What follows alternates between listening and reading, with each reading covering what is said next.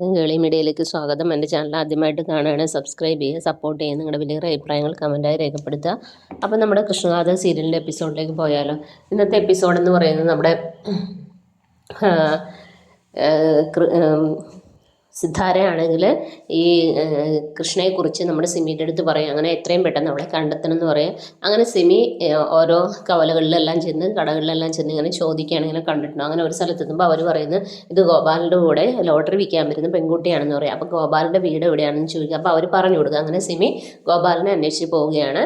അങ്ങനെ ഗോപാലിനെ അന്വേഷിച്ച് ഗോപാലിൻ്റെ വീട്ടിലെത്തുമ്പോഴത്തേന് ഈ നമ്മുടെ സുനന്ദ അത് കാണും. അപ്പോൾ സുനന്ദയ്ക്ക് ടെൻഷനാകും. സുനന്ദ ഓടി കയറിയിട്ട് ഗോപാലിനോട് പറയുന്നത് ആ സിതാരാ മേഡത്തിൻ്റെ കൂടെയുള്ള സിമി വന്നിട്ടുണ്ട്, എന്താണെന്നറിയില്ല, എനിക്ക് വയ്യ പോകാൻ, നിങ്ങൾ തന്നെയല്ലേ ഈ പ്രശ്നങ്ങളെല്ലാം ഉണ്ടാക്കിയത്, അതുകൊണ്ട് നിങ്ങൾ തന്നെ പോകാൻ പറയും. അങ്ങനെ ഗോപാലൻ പുറത്തേക്ക് ഇറങ്ങുമ്പോൾ സിമി ചോദിക്കും, ഗോപാലൻ നല്ല പേര്, നിങ്ങളുടെ കൂടെ ഒരു പെൺകുട്ടിയില്ല. അപ്പോൾ എൻ്റെ കൂടെ ഇല്ല, ഇടയ്ക്ക് ഇങ്ങനെ ഒരു പെൺകുട്ടിയുണ്ട്, അത് എൻ്റെ നാട്ടിലുള്ള കുട്ടിയാന്ന് പറയും.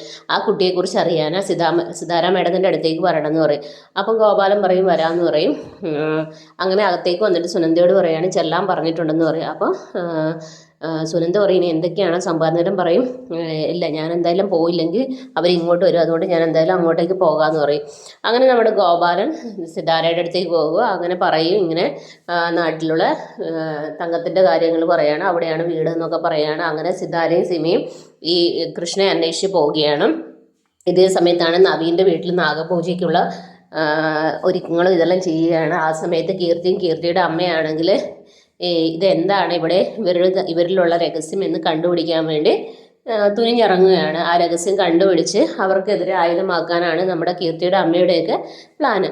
അങ്ങനെ കൃഷ്ണയുടെ അമ്മയുടെ ഓപ്പറേഷൻ ആണെങ്കിൽ എത്രയും പെട്ടെന്ന് ചെയ്യാൻ ഡോക്ടർ പറയുന്നു, കണ്ടീഷൻ സീരിയസ് ആണെന്ന് പറയുന്നു. പക്ഷെ അമ്മയുടെ അടുത്ത് അവളതൊന്നും പറയുന്നില്ല. അങ്ങനെ ബാക്കി പൈസയ്ക്ക് വേണ്ടി കൃഷ്ണ ഇറങ്ങിത്തിരിക്കുകയാണ്. അങ്ങനെ കൃഷ്ണയുടെ നാട്ടിലേക്ക് അവരെത്തുകയാണ്, സിദ്ധാരയും സിമിയെ. അങ്ങനെ നമ്മുടെ സിമി ചോദിക്കുന്നു മേഡത്തിന് ആ കുട്ടിയെ കാണണ്ടേന്ന് എനിക്ക് ചോദിക്കും. അപ്പോൾ സിദ്ധാരയുടെ കണ്ണിൽ നിന്ന് കണ്ണുനീരൊക്കെ വരുന്നുണ്ട്.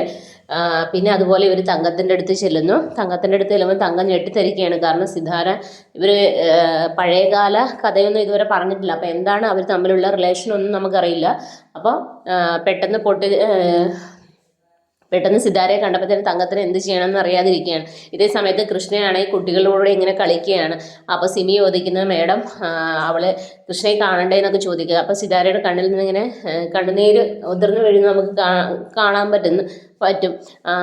അതുപോലെ ഇനി ഇത് സിദ്ധാരയ്ക്ക് സ്വന്തം മകളെ തിരിച്ചു കിട്ടുമോ എന്താണ് എന്നുള്ളതൊക്കെ അടുത്ത എപ്പിസോഡിൽ നമുക്ക് കാത്തിരുന്ന് കാണാം. അപ്പോൾ നെക്സ്റ്റ് എപ്പിസോഡിന് എല്ലാവരും വെയിറ്റ് ചെയ്യുക.